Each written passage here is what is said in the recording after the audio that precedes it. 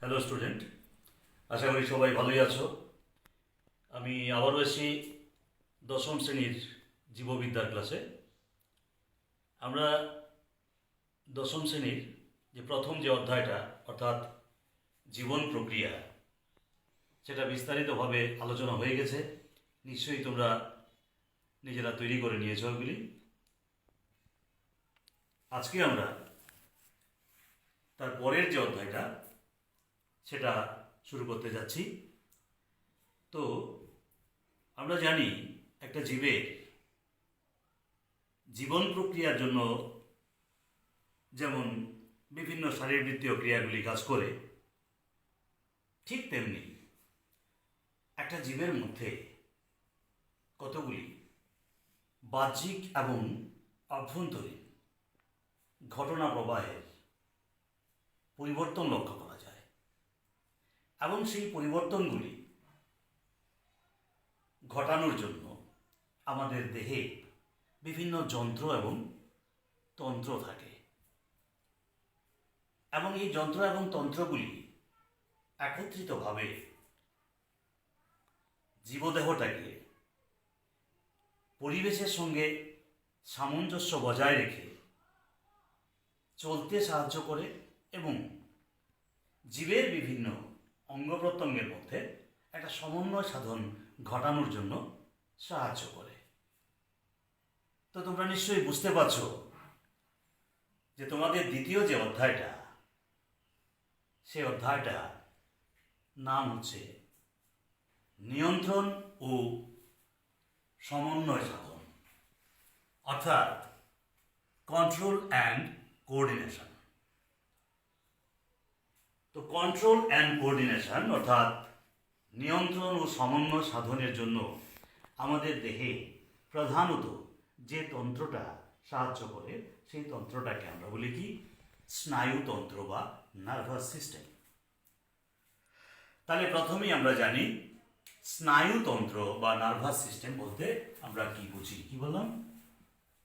স্নায়ুতন্ত্র।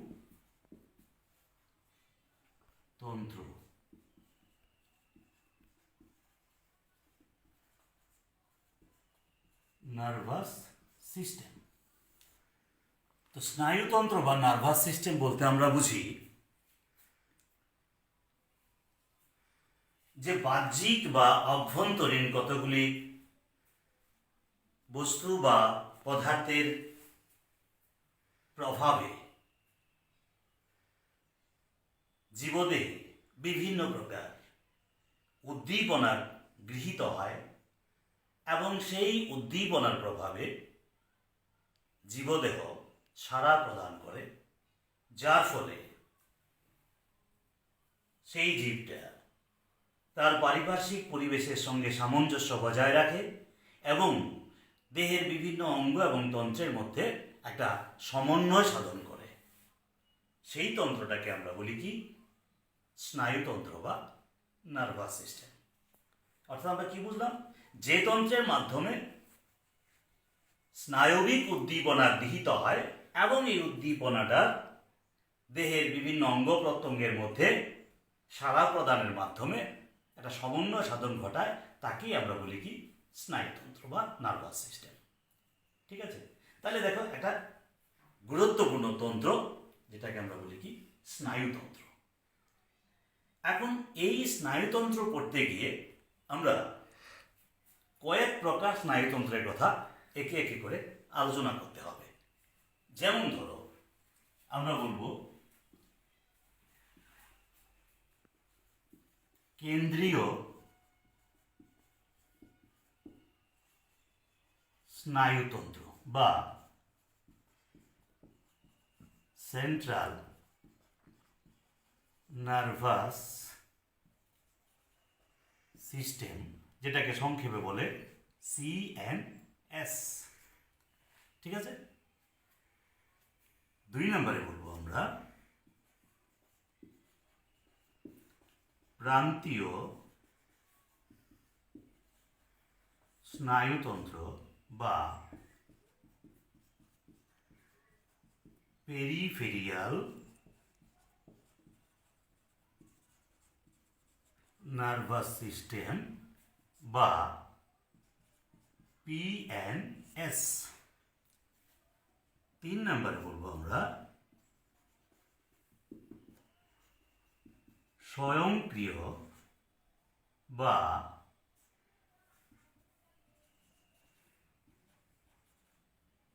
Autonomic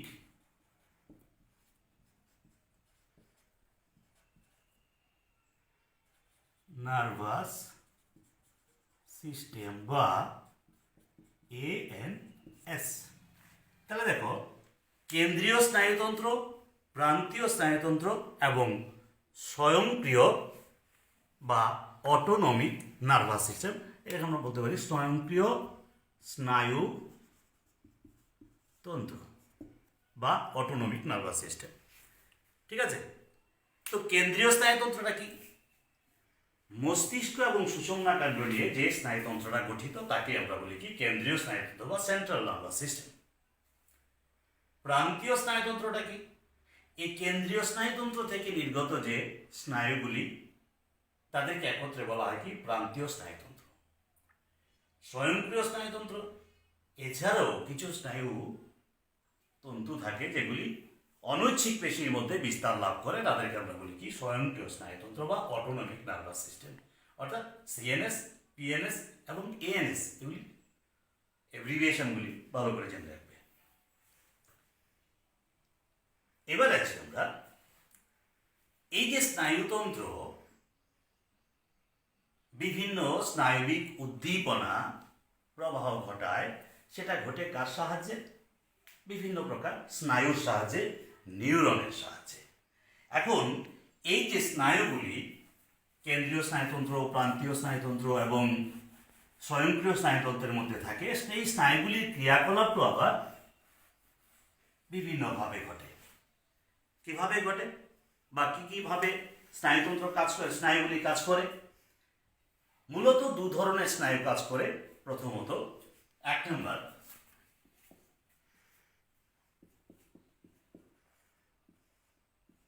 সংজ্ঞাবাহ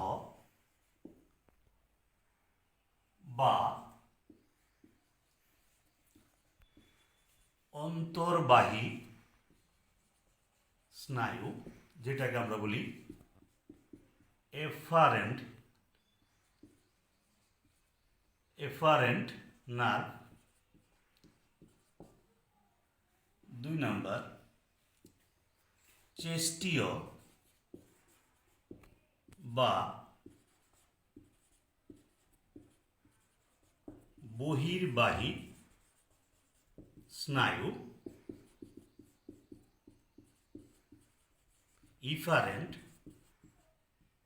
nerve.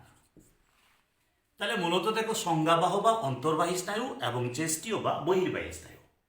তাহলে দেখো, সংজ্ঞাবাহ স্নায়ু বা অন্তর্বাহী স্নায়ু কোনগুলি? ওই যে বললাম, কেন্দ্রীয় স্নায়ুতন্ত্র, প্রান্তীয় স্নায়ুতন্ত্র। ঠিক আছে, কেন্দ্রীয় স্নায়ুতন্ত্র এবং প্রান্তীয় স্নায়ুতন্ত্র মূলত এই স্নায়ুগুলির মধ্যে স্নায়বিক উদ্দীপনা প্রবাহিত হয়। কিভাবে? যে স্নায়ুতন্ত্রে প্রান্তীয় স্নায়ুতন্ত্র থেকে কেন্দ্রীয় স্নায়ুতন্ত্র থেকে, মানে এই প্রান্তীয় ভাগ থেকে কেন্দ্রীয় স্নায়ুতন্ত্র, দ্যাট ইজ মস্তিষ্কের দিকে প্রবাহিত হয়, সেই স্নায়ুগুলিকে আমরা কি বলি? অন্তর্বাহী স্নায়ু বলি। তাহলে প্রান্তদেশ থেকে স্নায়বিক উদ্দীপনা বা আবেগ যারা মস্তিষ্কে নিয়ে পৌঁছায় তাদেরকে আমরা কি বলি? অন্তর্বাহী স্নায়ু বলি বা এফারেন্ট নার্ভ বলি। চেস্টীয় বা বহির্বাহী স্নায়ু বলি। উল্টো কথাটা যদি বলি, যে কেন্দ্রীয় স্নায়ুতন্ত্র থেকে যে উদ্দীপনা বা স্নায়বিক আবেগগুলি প্রান্ত দেশে প্রবাহিত করে, সেগুলিকে আমরা বলি কি? বহির্বাহী বা ইফারেন্ট নার্ভ। উদাহরণ হিসেবে যদি সংজ্ঞাবাহ স্নায়ু বা অন্তর্বাহী স্নায়ুর কথা বলি, অলফ্যাক্টরি স্নায়ু, অডিটরি স্নায়ু, অপটিক স্নায়ু। কি কি বললাম সংজ্ঞাবাহ স্নায়ুর কথা? অলফ্যাক্টরি স্নায়ু, অডিটরি স্নায়ু এবং অপটিক স্নায়ু। আর চেস্টীয় স্নায়ু বা বহির্বাহী স্নায়ুর ক্ষেত্রে যদি বলি, অকিউলোমোটর স্নায়ু, হাইপোগ্লসাল স্নায়ু। কি বললাম? অকিউলোমোটর স্নায়ু এবং হাইপোগ্লসাল স্নায়ু। আরেকটা স্নায়ু আমরা বলবো যেটাকে আমরা বলি কি মিশ্র স্নায়ু, অর্থাৎ মিক্সড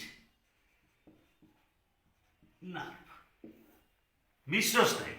অর্থাৎ এই যে দুই প্রকার স্নায়ুর কথা বললাম, সংজ্ঞাবাহ স্নায়ু এবং চেষ্টীয় স্নায়ু, এই উভয় প্রকার স্নায়ুর মতো কাজ করে যে স্নায়ুগুলি, সেই স্নায়ুগুলিকে আমরা কি বলি?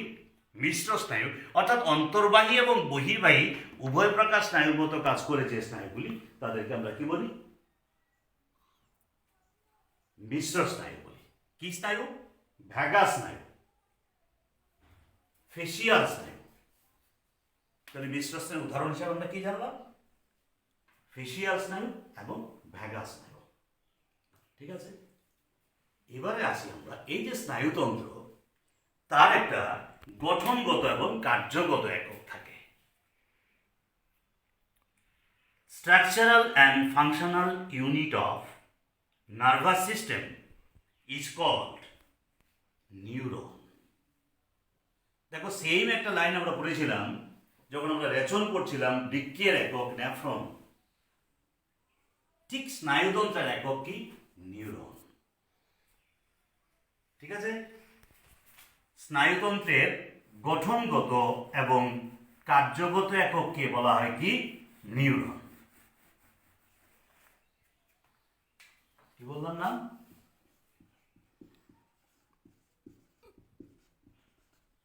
নিউরন। নিউরন কাকে বলে? স্নায়ুতন্ত্রের গঠনগত এবং কার্যগত এককে নিউরন বলে।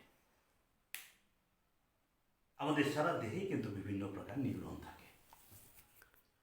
তার মধ্যে আমাদের মস্তিষ্কে সবচাইতে বেশি নিউরন থাকে। কোথায়? মস্তিষ্কে থাকে সবচাইতে বেশি। কারণ আমরা জানি এই মস্তিষ্কটা আমাদের শরীরের যাবতীয় ক্রিয়াকলাপগুলিকে নিয়ন্ত্রণ করে। আর এই মস্তিষ্কের মধ্যে প্রায় 10 কোটি নিউরন থাকে। কত বললাম? 10 কোটি নিউরন থাকে মস্তিষ্কের মধ্যে। সরু সরু চুলের মতো এগুলি দেখতে মনে হয়। এই নিউরনের সম্পর্কে আমরা আলোচনা যদি করি, এর আগে প্রসঙ্গত আমরা জেনে রাখি, এই নিউরন কিন্তু একটা কোষ। আমি বললাম স্নায়ু কোষ। নিউরনের বাংলাটা কি বললাম? স্নায়ু কোষ। তো এই যে কোষটা, তার একটা বিশেষ বৈশিষ্ট্য কি? আমরা জানি কোষ মানে বিভাজিত হয়, একটা কোষ থেকে দুইটা কোষ তৈরি হয়। কিন্তু নিউরন এমন একটা কোষ, স্নায়ু কোষ এমন একটা কোষ, যে কোষটার কোনো প্রকার বিভাজন ঘটে না। কি বললাম? স্নায়ু কোষ বিভাজিত হয় না। তাহলে স্নায়ু কোষের সংখ্যাটা আমাদের জন্মের সময় যতটা স্নায়ু কোষ নিয়ে আমরা জন্মগ্রহণ করি, মৃত্যু অবধি আমরা ততটা স্নায়ু কোষ নিয়েই মৃত্যুবরণ করি। কেন হয় না? স্নায়ু কোষ কেন বিভাজিত হয় না? কারণ স্নায়ু কোষে কোষ বিভাজনের জন্য কোনো প্রকার সক্রিয় সেন্ট্রোজোম থাকে না। তাহলে যেহেতু তার মধ্যে কোষ বিভাজনটা ঘটে না, সেহেতু স্নায়ু কোষের সংখ্যারও কোনো পরিবর্তন ঘটে না। ঠিক আছে? তো শুধুমাত্র কি ঘটে?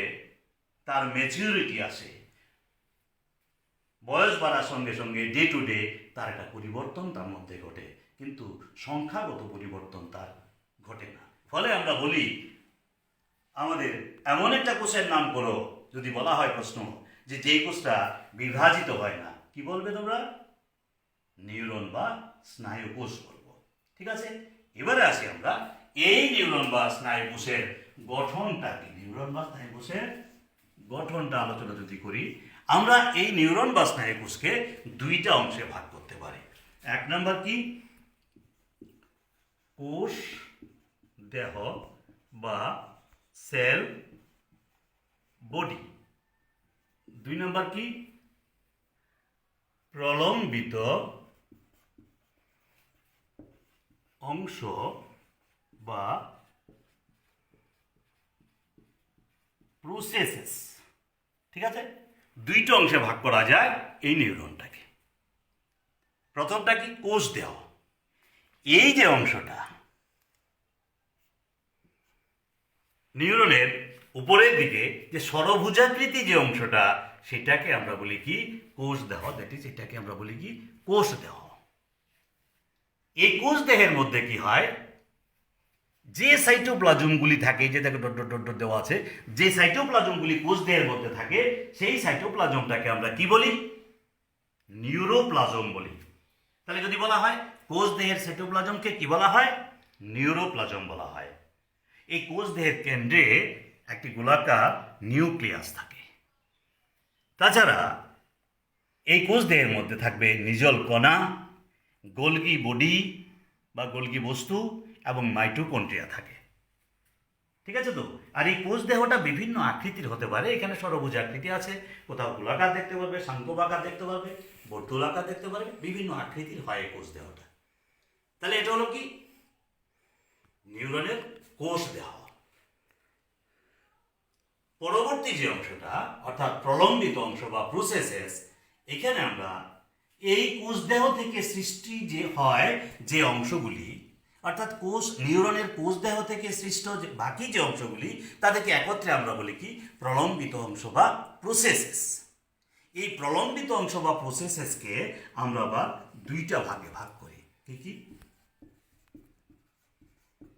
ডেনড্রন, আর এটা কি অ্যাক্সন। ডেনড্রন ও অ্যাক্সন। তাহলে প্রলম্বিত অংশ কি কি অংশ নিয়ে গঠিত? ডেনড্রন এবং অ্যাক্সন নিয়ে গঠিত। কি মজার ব্যাপার দেখো, এই ডেনড্রন এবং অ্যাক্সন এই উভয় অংশটাই কিন্তু সৃষ্টি হয় কোষ দেহ থেকে, এবং আকৃতিগতভাবে কিন্তু দুইটা আলাদা, এবং কার্যগতভাবে ওরা দুইজন কিন্তু আলাদা প্রকৃতির। কেমন ধরো, ডেনড্রন এই কোষ দেহ থেকে সৃষ্ট যে সরু সরু শাখা প্রশাখা যুক্ত যে অংশগুলি, এগুলিকে আমরা কি বলি?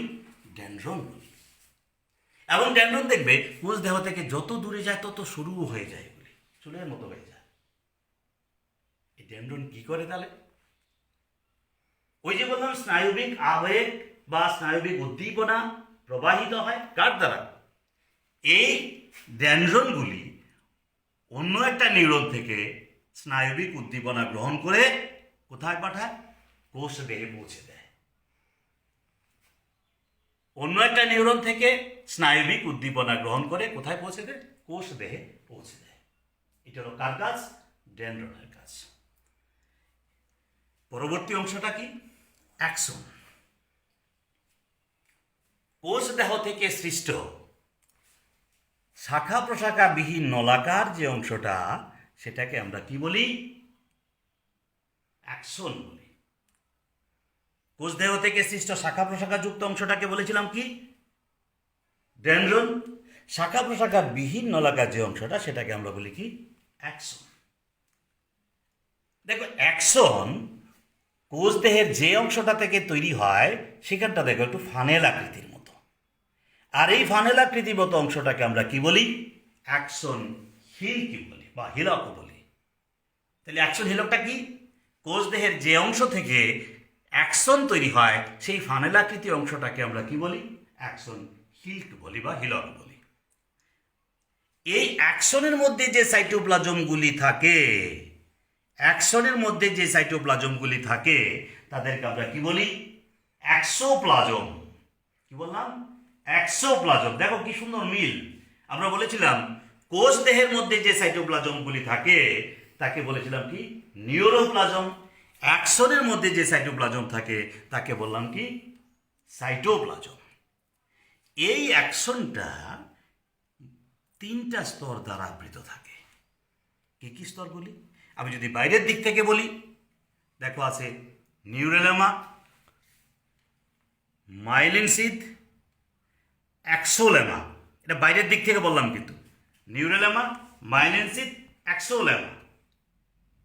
উল্টো দিক থেকে বলি আবার, অ্যাক্সোলেমা, মাইলিন সিদ, নিউরেলেমা। ঠিক আছে তো? তাহলে এই তিনটা স্তর দ্বারা আবৃত থাকে অ্যাকশনটা। এবার দেখো মজার ব্যাপারটা কি, দেখো এই মাইলিন সিদ মানে মাঝের যে স্তরটা মাইলিন সিদ, মাইলিন সিদটা দেখো মাঝে মাঝে মাঝে মাঝে অনুপস্থিত। মাঝখানেরটা কি ছিল তো? ভেতরের স্তরটা অ্যাক্সোলেমা, বাইরেটা কি ছিল নিউরোলেমা, মাঝখানে কি ছিল মাইলিন সিট।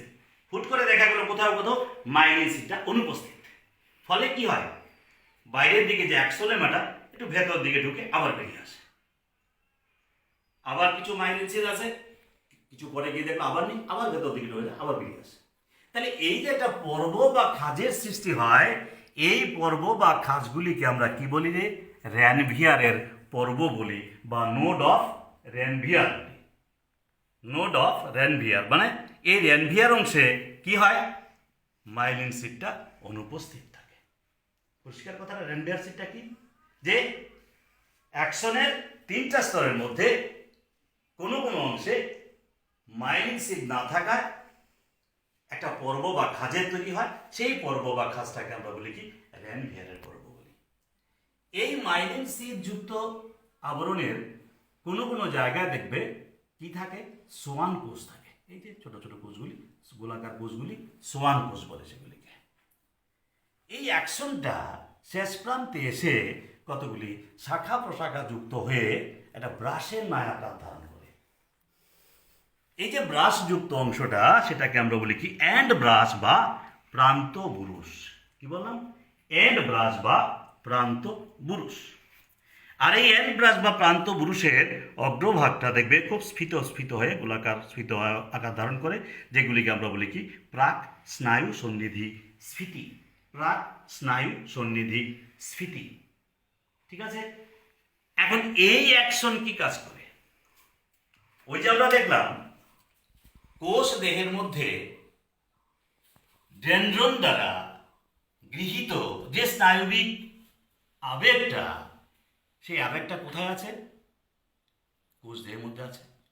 সেই স্নায়বিক আবেগটা অ্যাকশন মারফত অন্য একটা নিউরনে পৌঁছে দেয়। ডেনড্রন কোষ দিয়ে নিয়ে গেল, অ্যাকশন সেটাকে কোষ দেহ থেকে বের করে দিল। কোনগুলি? ওই স্নায়বিক আবেগগুলি। অ্যাকশনের কাজ সেটা। তাহলে দেখো দুইটা কাজ আলাদা আলাদা তো, একটা অন্তর্মুখী একটা বহির্মুখী। ঠিক আছে কথাটা? তাহলে যদি আমি নিউরন সম্পর্কে বা জানতে চাই, নিউরনটা কি রে? স্নায়ুতন্ত্রের গঠনগত এবং কার্যগত এককে আমরা বলি কি নিউরন। আর এই নিউরনটাকে আমরা মূলত ভাগ করি দুইটা অংশে, একটা কোষ দেহ, একটা প্রলম্বিত অংশ। কোষ দেহটা কোনটা? এই ষড়ভুজাকৃতি যে অংশটা, সেটা কোষ দেহ। কোষ দেহ থেকে সৃষ্ট যে দুইটা অংশ যাকে আমরা বলি ডেনড্রন এবং অ্যাক্সন, সরু সরু শাখা প্রশাখা যুক্ত অংশগুলিকে আমরা বলি ডেনড্রন, আর সরু নলাকার মতো যে অংশটা তাকে আমরা বলি কি অ্যাক্সন। ডেনড্রন কি করে? স্নায়বিক উদ্দীপনা গ্রহণ করে কোথায় পৌঁছে দেয়? কোষ দেহে পৌঁছে দেয়।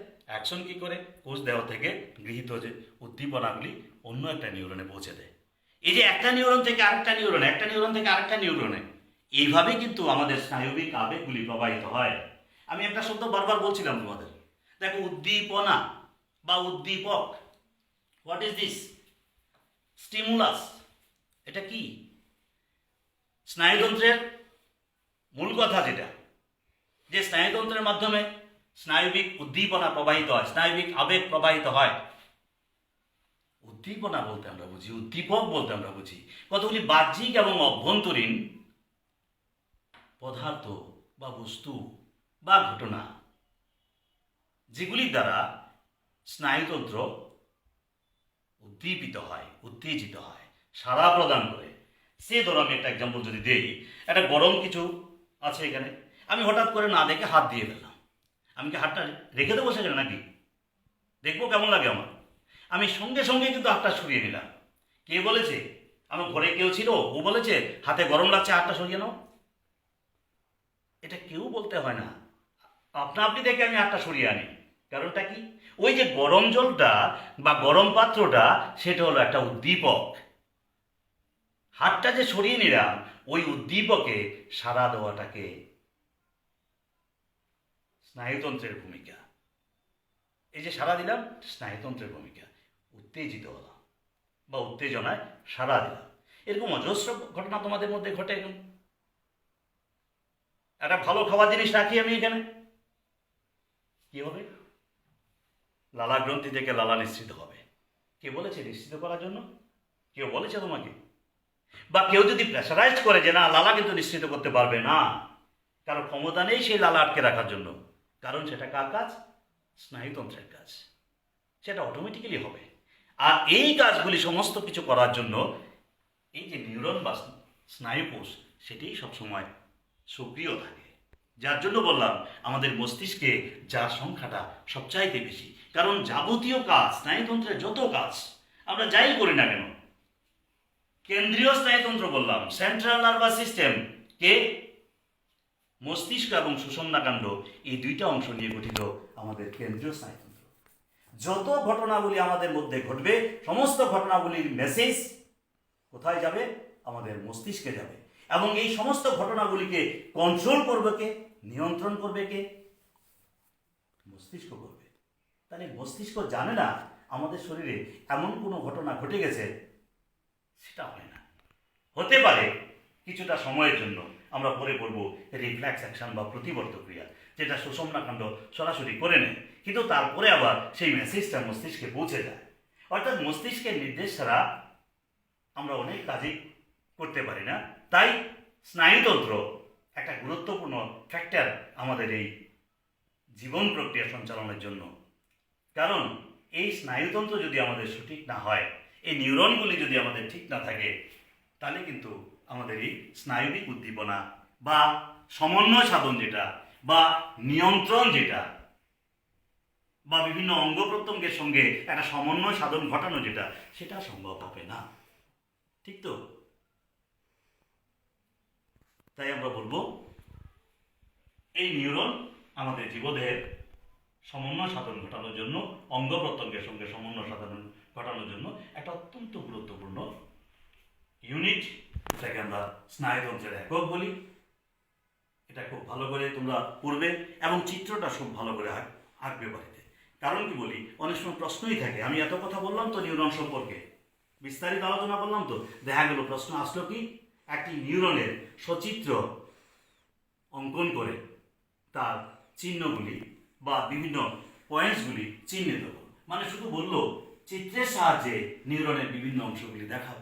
আমরা এত কথা বললাম নিউরন সম্পর্কে, তাহলে নিউরন সম্পর্কে আগে জানবে, তারপরে চিত্রটাকে ভালো করে প্র্যাকটিস করবে, করে তার কী কী বিষয় পয়েন্টসগুলি আছে সেই পয়েন্টসগুলি খাতায় ভালো করে রাখবে। ঠিক আছে, আজকে আমরা এতটুকুই রাখছি, পরবর্তী দিন আবার তার পরের অংশ থেকে শুরু করব। ঠিক আছে, সবাই ভালো থাকবে, সুস্থ থাকবে।